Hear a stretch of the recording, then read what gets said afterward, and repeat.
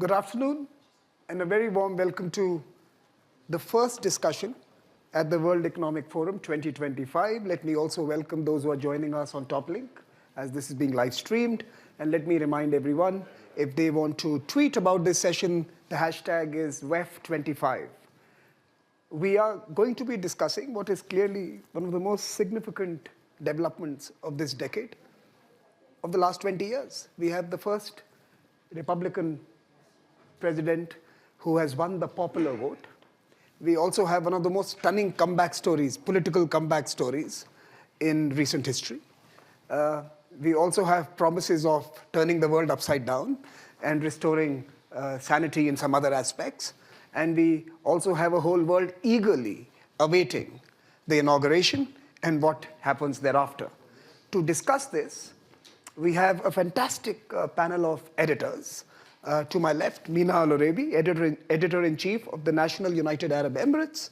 To her right, Patrick Foulis, foreign editor, The Economist from UK. And to my right is Sam Jacobs, editor-in-chief, Time magazine. Sorry, I got the right and left wrong, but my hands were right. So the good thing about an Indian moderator is the hands talk, right? So I explained it. But I was parachuted into this session to moderate this last minute because the UK was missing, it's a Brexit, and the largest democracy had to step in to deal with the oldest democracy. So that's the reason I'm moderating this session. And without further ado, let me start with Mina. Mina, Trump 1.0, Trump 2.0. Sitting in the Middle East, what are you expecting? What are the expectations? What are the dynamics that you're anticipating? Some would say he's already had an impact. How is the region responding to this development? Thanks, Samir. Well, thankfully, we're meeting here in Davos with a ceasefire finally in place in Gaza and a terrible, devastating war of over 15 months. It's changed the region, and in some ways it's changed the world. And Trump 2.0 actually facilitated the ceasefire. It's quite incredible that the deal that was finally agreed between Israel and Hamas and really brought in with the mediation and support of Qatar and Egypt, but the changed factor was the US factor. This is the same deal that 13 months ago, the Americans had said that they could pull off under a Joe Biden administration, but ultimately it was the Trump factor, Trump clearly saying there had to be a ceasefire before inauguration. That moment crystallizes what people are expecting under a Trump administration that comes with many lessons from its first stint at the White House, but also lessons learned of what can be possible in the Middle East. Of course, there's been a major change also in Syria, just a few weeks in now with a new administration in Syria, and really a shift in where Iran stands in the region. So looking at a Trump administration where Iran's strength through force, through brute force, often through militias and other nefarious means, having a real influence on the region. During the Trump administration, there was a maximum pressure policy that started to try to tackle some of these issues, was really put on hold during a Joe Biden administration, and now will come into force in a different light during a Trump administration.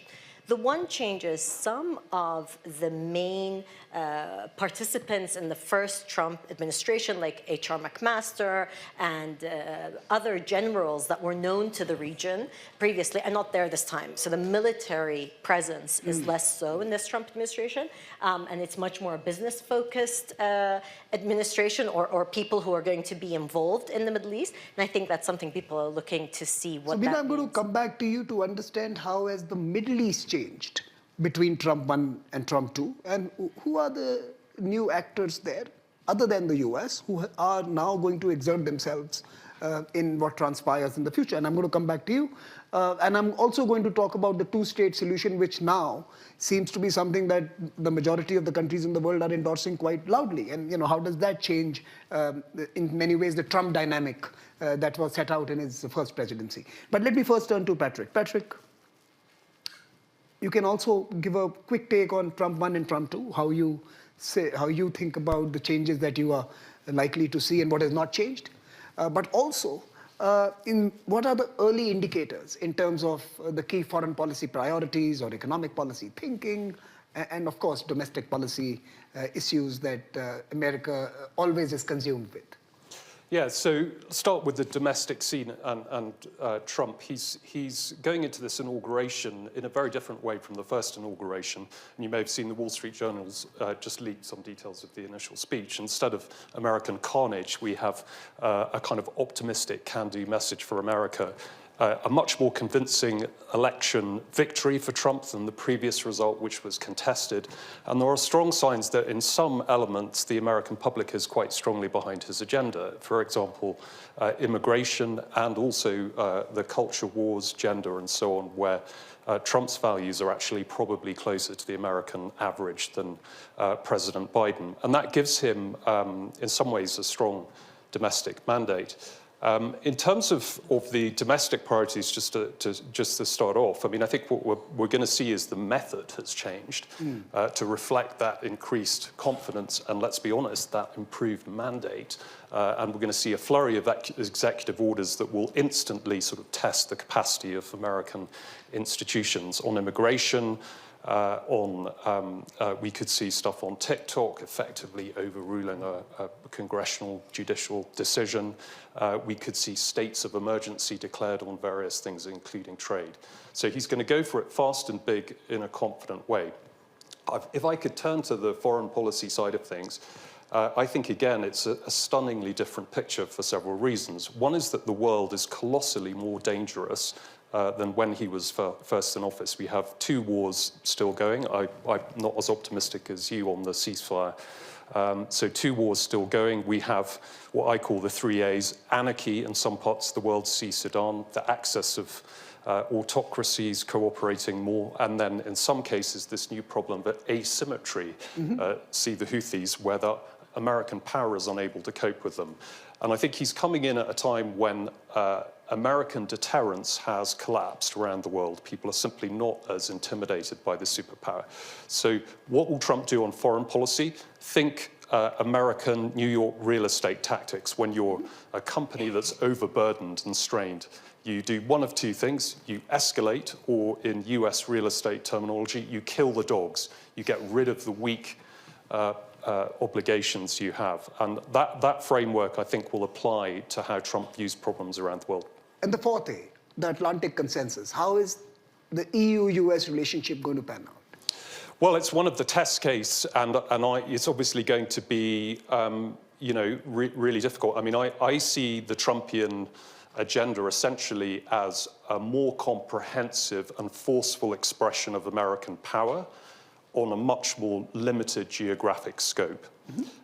So the more forceful expression of power includes things like renouncing international borders, which has happened in the last few days, and also the use of technology platforms to influence public opinion in other democracies, which is what we've seen with Musk and co. over the last few weeks. So much more forceful use of American power, but at the same time retracting the geographic remit of America away from the idea it controls the whole world to a much more selective evaluation of its interests. Now, where is battleground number 1 for that set of issues? It's Europe. And Ukraine, of course, is the catalytic event that will show American commitment. I'm going to come back to Ukraine. I think that's an important question. And also, it's interesting to take a look at the list of leaders who are attending the inauguration, and that's something to reflect on as well. So I'll come back to you on that, Patrick. Let me turn to Sam. Sam, a quick take on Trump 2.0 from you, because it's only fair that you state your thinking on that. But I would also ask you to reflect on how do we actually assess what's happening in the US in this new presidency when it is certain that the media is not going to report as it is. The media is so biased, so polarized, it's actually impossible for us to understand what's happening in the US. And we probably have to turn to Mina Al-Oraibi in the UAE to understand what's happening in American politics. So how do you respond to that? I recommend everyone turn to Mina, so I won't discourage that. First of all, Samir, thank you for stepping in and taking over this conversation. And thank you to the World Economic Forum for having us, but most of all, for having an exquisite sense of humor by asking us to say what's going to happen in the Trump administration. So we are 3 hours away from the inauguration. Those who remember the The first day of his presidency, he had one executive order. His team is telling reporters he will have 200 by the end of the day. So just on that scale, the Trump presidency could be a factor of 200 times more unpredictable, more volatile than the first term. I think what I'll be watching for are where these points of tension arise. So for instance, we've talked about his mandate. This is a Republican who won more votes from Black Americans than anyone since Gerald Ford. He won more votes from Latino Americans than anyone since George W. Bush as a Republican. 9 out of 10 counties voted more for Trump than they did the last time. And yet, while his popularity has grown, and those of us in the US media told you that was impossible, that this man had a ceiling, he couldn't get more popular, and yet now we see he's about 50-50 when it comes to approval ratings. A lot of his ideas are not popular. And so that is a really important point of tension, that Americans have gravitated towards this president, but there are plenty of his ideas they've not gravitated towards. Americans in large majorities oppose the idea of removing birthright citizenship. That's something the president and his team has discussed. In large majorities, they recognize that tariffs will increase the prices of goods, so that's good that Americans understand economics. And they also oppose the shrinking of the social safety net. And I don't quite understand how the president and his allies are going to approach this massive cut to government spending while also preserving the social safety net. Those things are in tension. And the other big point of tension, I think, for this president-elect, he'll be a president in about 3 hours, is the fact that he ran on a pro-growth agenda, and he has anti-growth policies. And so we have to see how these two things are going to play out. I think that's really important. And I should say, to the question about the US media, I think an underappreciated factor here, and I say this obviously with my own biases, is how much President-elect Trump still values the legacy media, even in a world of these rising platforms. Time, where I work and am proud to work, spent more time with the president than anyone else during this election year. He spent a lot of time talking to us, as did his team. He still cares very much, I think, about two things. One, what the markets tell him, and two, how the legacy media is covering him. So even while we see these disruptive forces, even while we see this amazing growth of international media, I do think he will still be looking towards publications like Time, publications like the New York Times and others, to understand how he's doing and what's acceptable and what's not. No, so since you have raised this important point, let me ask you the question on X, the former Twitter platform, and the power of podcasts and the Rogans and others who today command millions of viewership. So how difficult from a media perspective is it engaging with a leadership or a presidency like Trump? Are you guys resetting your organization to be in many ways more agile and more nimble to deal with someone like him? Time had the opportunity to sit down with Joe Biden this year too, which very few people did. But this is an administration that likes talking to the press, that believes in having conversations and exchanges, that is in fact operates in a very open way. So I would say judge them by their actions and not their words. Are they spending time? Are they giving briefings? Are they giving information? Obviously the drama of the first presidency was a major focus for the press, but I think it's important while certainly there are legal issues and certainly there are threats against free speech in America, and certainly the president attacks the press, he also really loves the media, and I think that's an important thing to keep in mind. In fact, the vice president-elect at that time was, before the elections, was making it a point to actually go to those big legacy media houses that were considered to be not necessarily favorable. Patrick, do you want to comment on this? Yeah, I think there's two different questions you're asking, right? One is the extent to which the administration cooperates actively with the press and observes the norms. And the answer is it will to a degree, but based on the behavior last time, I think it will be in some respects quite hostile, and we've already seen media owners of various flavors try to curry favor with the administration, which sends you quite a strong signal about what they expect to happen. The other question is what extent the media gives an accurate guide to what's happening in America. And I think, again, we've had a pretty disappointing election campaign in that respect. The polling system, which is often run by media companies, has proven again to be really quite inaccurate. And the base assumption was that Biden was fit enough to be elected. That turned out to be wrong, and I think that's a huge failing on the part of the media, really, the establishment media. And then also that it's then bigged up Kamala Harris, which proved to be a bad decision, and then again didn't really anticipate Trump. So I think the legacy media has a big problem, and it's coming at a time when the disruption of the business model rumbles on for the big media houses. Does that mean I'm pessimistic about free speech and truth in America? Not really, because it's the largest, most vibrant, most riotous arena for speech and ideas in the world too. And I think it's possible from that to kind of have a kernel of truth that still comes out. The one game changer I do think is the marriage of Musk and Trump, or at least maybe marriage is the wrong word, or maybe there'll be a divorce within a few weeks. But I think that is very important, and Zuckerberg's decision effectively to suspend these constraints, and possibly the banning of TikTok, or as some kind of deal perhaps that creates an entity that's beholden to Trump in some way.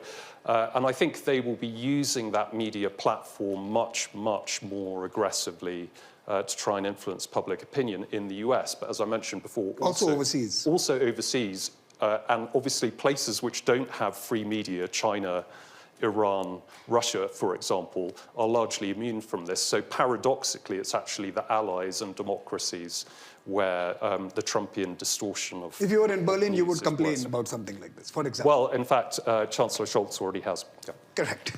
Mina. But I would say it's also happening at a time when deep fakes have become much cheaper to produce and are proliferating. So actually, you know, independent of how the Trump administration is dealing with the media, there's going to be increased confusion, and the speed of fake news traveling, whether they feed into that or not, is really a challenge, and it's challenging media globally, not just, of course, the US. So it could, in some ways, actually help the legacy media, where people will come back to them to verify, did Trump actually say this, what would happen?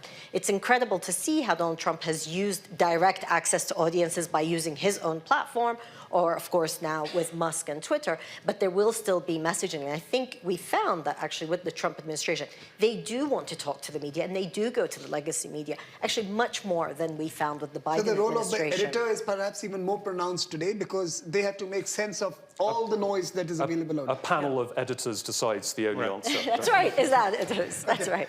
Look, I think it would be fair to discuss three international issues, since this is a global conference we are sitting at. Let's start with the most obvious one, the ceasefire in the Middle East. And Mina, I'll start with you, and I want both of your takes on how do you see this pan out, considering that Trump is not going to necessarily enjoy the same ability to move the capital to Jerusalem and forget about a geographical entity called Palestine. It is now real as part of any deal. And how does he navigate that? So the fact that 75% of the member states of the UN today recognize the existence of a Palestinian state is, of course, a game changer compared to where we were previously. I think also in the Middle East, officials throughout the Middle East realize that this is an issue that really does need some sort of solution.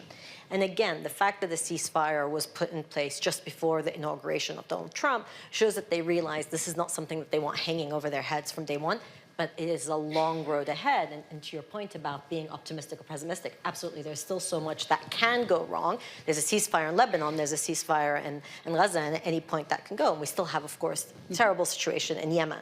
And much more to go. But I think for the Trump administration, there is a sense of how powerful actually America can be when it chooses to use that power. And the one thing that is clear is the US remains the most important superpower. They've shown that in the Middle East. The American economy has knock-on effects globally, but again, with the Middle East. So I think actually geographically and the geographic reach of the US is much greater, with the difference that now, of course, the Afghanistan question is closed. And even though it was Donald Trump who said we need to withdraw, the shambolic withdrawal that happened from Afghanistan is really on the shoulders of the Biden administration, even if they try to shift blame. So I think that puts them in a position where they realize that they can move the needle, that there is interest in this, in the Middle East region, but also in Europe. And the fact that you have now a coalition between Norway and Saudi Arabia and others, European and Arab countries, trying to drive a two-state solution, that in some way can help the US not have to deal with the details and nitty-gritty, but actually own a deal and be able to say, we're able to drive this deal. So it's an important moment. And again, the dynamics with Iran, this can't be seen as separate from Iran. With what's happening in Syria and Lebanon, and the fact that you actually, the grip of Hezbollah and the grip of Iran in both Syria and Lebanon is something that Trump will want to champion. Let's not forget that his daughter's father-in-law is important Lebanese player now in this, and he can actually influence some of the dynamics. And again, I think that shows still the U.S. has incredible power over some of these dynamics. I want to just jump in here. What's interesting, we asked President Trump just the week of Thanksgiving, we went down to visit him about how he thinks about Ukraine, how he thinks about the ceasefire. And as perhaps you could expect, there was a level of confidence when it comes to the Middle East. He said, oh, that's very easy. It's very easy. Ukraine's a little harder, but the Middle East is very easy. And so there is a kind of sense of comfort and confidence. It may be completely misplaced, but there is a real sense of, well, we can take care of that problem. And it was interesting over the course of a few weeks, there were developments that seemed to come in the administration's favor, at least the developments that they were supporting. And of course, he has promised that he'll solve the Ukraine-Russia war tomorrow. So I think that we talk about the Trump effect, there are limits to it. And so we can see in places where it has proved effective, or at least where the administration believe it's proving effective. And then there are other places where... But Sam, if you were to be sitting in Europe today, and certainly if you were to be Zelensky... I think we are. That's right. Okay, good. Thank you. Thank you for having me. We're in Planet Davos. We're not in Europe. Okay, all right. Planet Davos. So in Europe today, and certainly in Central Eastern Europe, yes, there is a realization that you are looking at a bad deal. I think what's interesting, one of our reporters who's great on Ukraine, Simon Schuster, talked to someone close to Zelensky at the end of the Biden administration and said, how do you assess the Biden administration's legacy when it comes to Ukraine? And the answer was, we don't know. History will tell. Now, America spent $183 billion on Ukraine. I do not anticipate that President Trump is going to spend the same amount supporting Ukraine. And so the fact that there's a sense of suspicion and discomfort with how the Biden administration handled Ukraine really makes me concerned about what America's place is going to be in that conflict going forward. Patrick. Yeah, so first of all, on the Middle East, I think there's no doubt that Trump has made things better. As you've said, he seems to have been instrumental in getting the ceasefire. That doesn't mean one should be optimistic. And the reason is that what's been agreed, the first stage of the ceasefire, as you know, really doesn't answer any of the major questions. And it doesn't answer the question of, is it acceptable to Western powers or even the Gulf states to have Hamas still in control of Gaza, and that's the signal they're trying to send in the last few days that they are in control. It doesn't settle the crucial question for Israel of whether it retains a right to intervene militarily in Gaza under certain circumstances. And of course, it doesn't really address the fundamental and possibly irreconcilable set of views of both sides around a two-state solution. And bear in mind, at the moment, we have a government in Israel for now that is implacably opposed to that. So, the Trumpian vision of essentially some kind of cessation of violence between the Israelis and Palestinians, an alliance between Israel, America, and Saudi, and then using that to kind of impose conditions or intimidate or reduce the power of Iran is a compelling vision for the Middle East. It's just that I don't think we've really made a giant step towards it. On Ukraine, the picture, I think, is Russia continuing to cause enormous attritional damage to Ukraine, both in terms of sort of incremental terrain gains and casualties, and imposing acute strains on Ukraine's political system, including the legitimacy of Zelensky. And obviously, we all hope that President Trump does manage to negotiate some kind of deal that's on favorable terms to Ukraine. It's hard to see the leverage he has over Russia, I think possibly the only thing the US could do is try and impose much more draconian oil sanctions on Russia, but because of Trump's interest in the stock market and economy and inflation and so on, that may be something they're reluctant to. They could consider inducements for President Putin, release them from sanctions, give the foreign exchange reserves money back, and so on. But that would point more towards, I would say, a short-term deal that gets some kind of ceasefire and fighting to stop, but doesn't really solve the fundamental problems in the long run. And aren't those two situations really rather similar?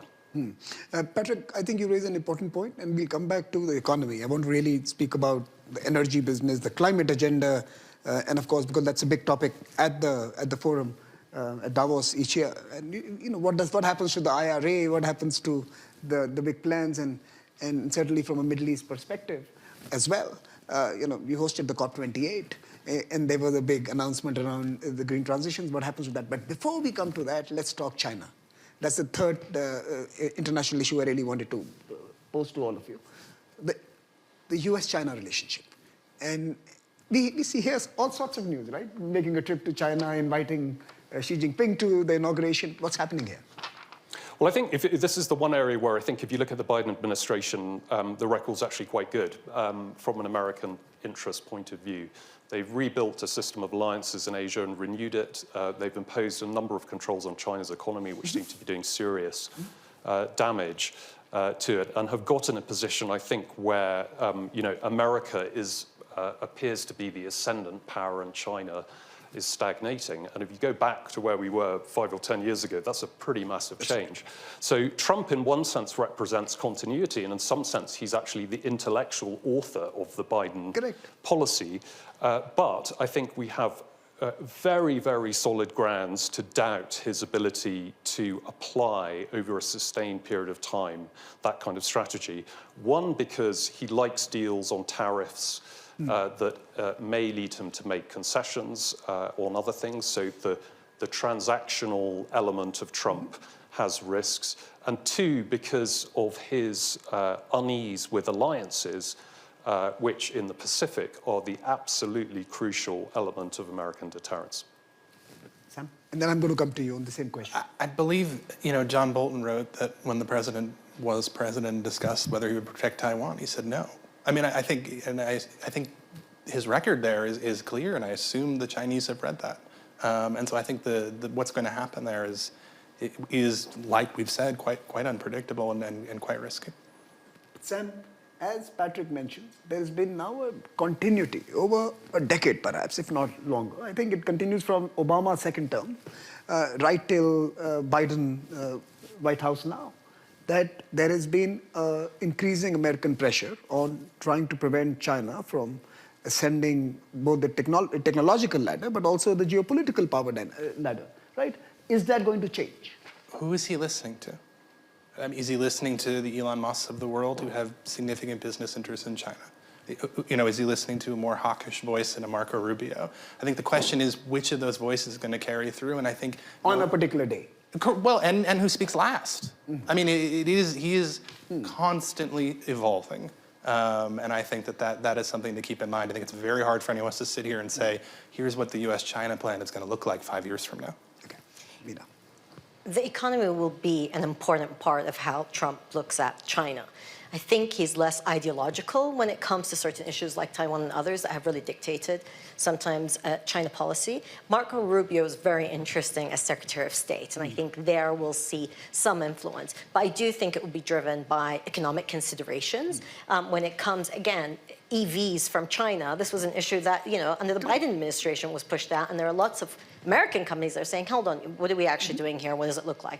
So I think it will be economically driven. I don't think there's a solid China policy for Trump, so that's one of the unpredictable elements that people are looking towards, and I'm not sure what it will actually end up staying with. But I think also China today is looking different from where we were 5-6 years ago, and so what they're going to be interested in. But I think the technology race is one that is going to be instrumental in that economic conversation. And since we are with you, Mina, why don't we speak about the energy transitions agenda, the green transitions agenda? How is that going to, in your assessment, pan out under Trump? Is that over? Should we now pack up the green bags and I think the reality is everybody sees climate change tangibly. And we see it here, gathered here, you know, the levels of snow compared to what we're used to in the Middle East. We absolutely feel the impact of climate change. So I think for countries, be it the UAE or others, who have said, okay, we're serious about this, we need to think about an energy transition, they're very much there. I don't think there's going to be a major reversal. However, will the speed change? Absolutely. What will Trump's approach be when Brazil is hosting COP30 will be really important. And I think actually the for a number of reality reasons. is, exactly, and the reality is that the energy transition is necessary, but it may get slowed if America gives completely different, incentives to actually let's be thinking about oil. The reality is, though, they have been pragmatic when it comes to some of these issues beyond the bombastic announcement. So we might get something, of so course, there would be some semblance of continuity even in the green transitions. Patrick? Yeah, I think one of the best guides to Trumponomics is to look at the markets over the last few months, and it gives quite a sophisticated signal about what might happen. So huge surge in small business confidence in America, reflecting the anti-red tape sentiment. Inflation expectations and growth expectations have risen. That's the American animal spirits back in action. On the negative side, more cronyism, favored businesses, including Elon Musk, but some of the crypto players and others, share prices surging, suggesting a kind of oligarchic capitalism. Shares of vaccine makers underperforming, showing the kind of strand of anti-science that's there in the Trump agenda. And of course, inflation is a double-edged sword because the market has some alarm about that. And lastly, on the energy side, the oil price has gone up a bit, partly because of concerns over Iran, but renewable energy stock prices have collapsed because people assume that the favorable environment has changed. I mean, I think just on the economy, there are a couple of interesting risks to consider. One is inflation. If expectations rise much more, that's going to start causing a problem for Trump. Two is the fiscal situation in the US, 6% budget deficit. Apparently no one cares, but that's going to come back to bite America at some point. And then lastly, I think for Trump, this strange marriage, which you were talking about, of the oligarchs and the working American, is it really capable of delivering an economic policy that benefits ordinary Americans who are feeling pretty frustrated about inflation and so on? And those are big question marks that will be answered. I would just add there are a lot of cyber trucks parked outside Mar-a-Lago right now. And my point is, if for Trump, that energy transition can be reframed as a nationalist cause, as something that benefits the American economy, I don't think he's going to oppose it. And what is your take on the nexus of these big houses, big business houses, and the blue collar now increasingly voting Trump? How does this relationship pan out? It's not new for the Republican that was Party. the Democratic Party in some ways, some years ago. Or, what's the matter with Kansas? I mean, this is a story we've been talking about in different moments of the Republican Party for many years as well. We've seen the debate play out over visas already, right? And Trump stood strongly with the voices that were pro bringing in a certain type of immigration. And so I do think there are going to be these moments of tension. And I think we'll see how this plays out. You see someone like J.D. Vance as someone who's trying to synthesize these two different sets of interests in the Republican Party. And I think important to note what's different about Trump 2.0 versus Trump 1.0. Very soon he's a lame duck. And people like J.D. Vance are going to be people who are going to emerge and try to figure out how are they going to carry forward his vision. Trump didn't have to worry about that at all the first time. I mean, there's a whole discussion there, and J.D. Vance and his role and future in this administration. And there's also the midterms, right? And the midterms that are coming up in 2 years' the House time. of Representatives. But let me turn to all of you. If someone wants to come in, we have mics here, and we can come to you. Please raise your hands, get our attention, and we'll turn the mic to you to pose some questions. Perhaps we can take... I think there might be one behind you there. There's one behind me, there's one here. Everyone is behind me. This is not fair, but anyways, go ahead. So we have a couple of questions here and another one on the side. Hello, this is Ricardo Bonello, Swiss Public Television. Thank you for the speech. It was really interesting. My question is very basic. The role, from Trump's perspective, what is the role of Europe? I mean, everybody knows that it was a time when the United States didn't know the phone number for Europe. And recently they said the phone number for Europe is the Prime Minister of Italy. And the Prime Minister of Italy is in Washington right now. Correct. And the Commission is not very happy about that. So in the perspective of the United States, what it's in mind? I mean, Europe, is it what for the United States? And what's this destiny? Can you share the mic with me? Go ahead. And what is the reality for Africa? What is in the Trump lucky packet for Africa? And there was a third hand somewhere. It's right here. Can we bring the mic here? Let's take these three questions. Let's bunch them and come to you. Yeah. Thank you. Well, thank you so much for this. My question has to do with Latin America. So you mentioned that the U.S. is withdrawing and getting more selective on the regions, and they also mentioned the maximum pressure strategy. So I'm wondering, many people have talked about a return of the Monroe Doctrine in a way, and we're seeing, Marco Rubio in State Department, Mauricio Claver again as an envoy for Venezuela, and, well, all this talk over Canada and the Panama Canal. Also, for example, Edmundo Gonzalez from Venezuela got invited to the Trump inauguration. So I'm wondering, do you see the Trump administration bringing back American focus to South America and Central America, which is an area that has been away from the U.S. main interest since at least the first Bush government, since the free trade agreement of the Americas failed? Great. So we have three. We want one You're more? going to add a fourth to this? Okay. Can we add? Can we add one more? Why not? And then we'll quickly go. Oh, sure. We'll do a rapid fire. Mine response. it's very, very related. 15 seconds. Yeah. It's what's the role of the United States in relation, or what's the attitude towards China taking much advantage of this vacancy that the U.S. has experienced in Latin America mainly? Okay. That's connected. Final. So my question is also about the China-U.S. relations, and under Trump, it has become increasingly decoupling from China, including the ban on TikTok and also the tariffs. And what do you think are the factors behind this phenomenon, and how will the tariffs impact the China-U.S. relations? Thank you. Okay, so we have 5 questions. We have 8 minutes. We have 3 speakers. That's the equation. Can you solve that equation? And you have to give me 30 seconds to thank you in the end. So 2 minutes each, and you can pick and choose what you want to respond to. And if I think there's an important element that's been left out, I'll come to you. Go ahead. Well, I can do. Why don't I do Europe and tariffs and China? So Europe.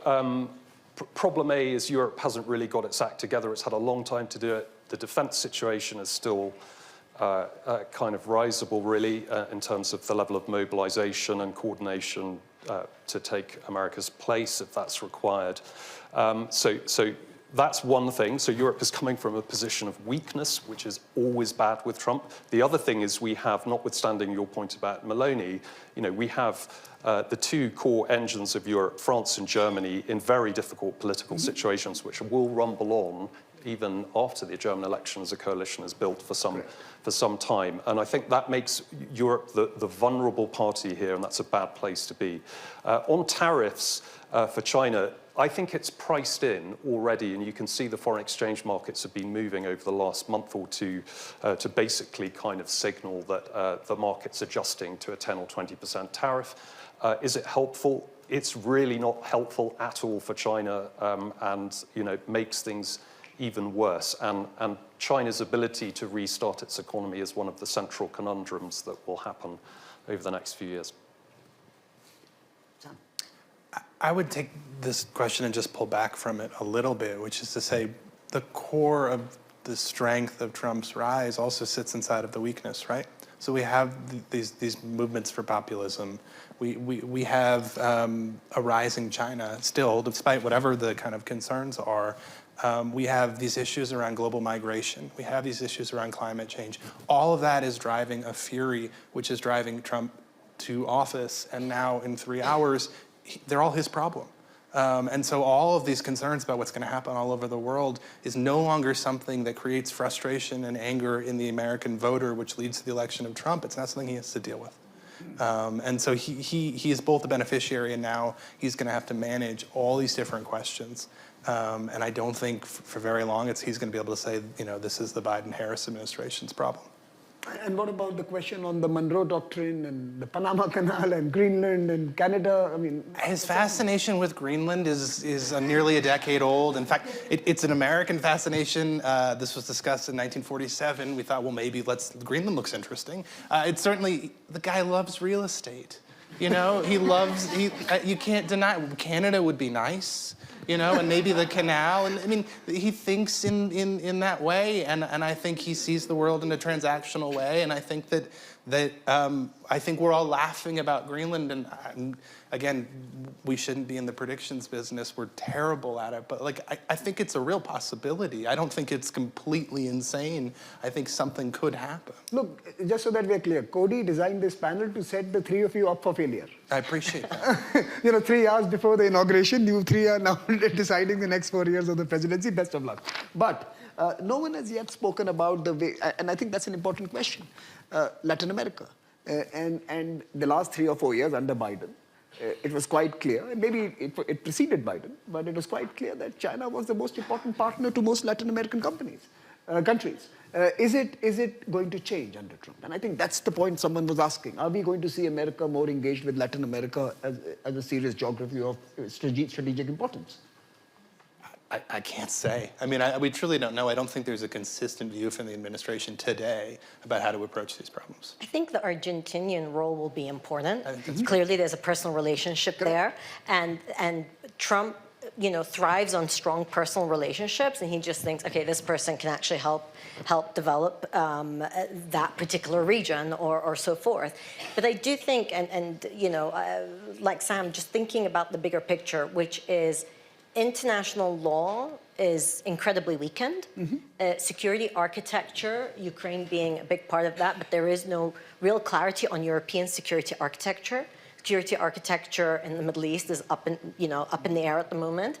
And for Africa, security is a major issue, and the US has basically said, we're not interested, but also the French have pulled out. So there's a global moment here where Trump is coming, and the unpredictability that Trump represents is also unpredictability of the world. And so, yes, I think it's a very serious moment. And international norms are broken. Nobody can blame Trump for that. I think there are many other dynamics, but the US has played an instrumental role in breaking some of these norms. And as you know, I always will mention Iraq, and I think the Iraq War of 2003 feels like a long time ago. But there's things that have happened in the last 2 decades where it really does feel like there's a moment for a stronger international order, and perhaps one that is more transactional and that is based on, okay, these are national interests, and that's what we're going to go after. And we've seen that's what voters want. And the moment in France and the moment in Germany now is, what does that look like in Europe? But also in Africa, you have African nations saying, okay, well, where are our interests? Because we clearly can't rely on old, you know, partnerships and relationships, be it in Europe. And that's why you see in China, but also in the UAE and Saudi Arabia and other countries around the world having roles in Africa that you couldn't have imagined 30, 40 years ago. So it is a moment of change and unpredictability, and it's not clear what the Trump doctrine will look like, but I think everyone feels like there is a moment for change that's needed. So a quick question to both of you. Biden administration at the very end saw the importance of investing in connectivity and infrastructure. There was the IMEC arrangement, but there was also an external investment agency created to fund projects in Africa and other parts of the world, to become development actors to prevent losing space in many of these countries. In your opinion, are we going to see America present in those sectors, connectivity, infrastructure, global development sectors, or are we going to see the real estate baron back?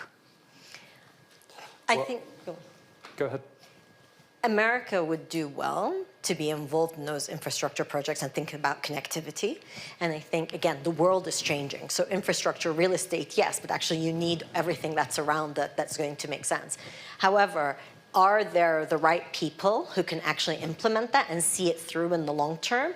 That's unclear for this administration. Patrick? So I think within the US, Trump will repackage all of the Biden industrial policy, and it's going to carry on because it's very much up his street and is about physical assets, which is something Trump places great weight on.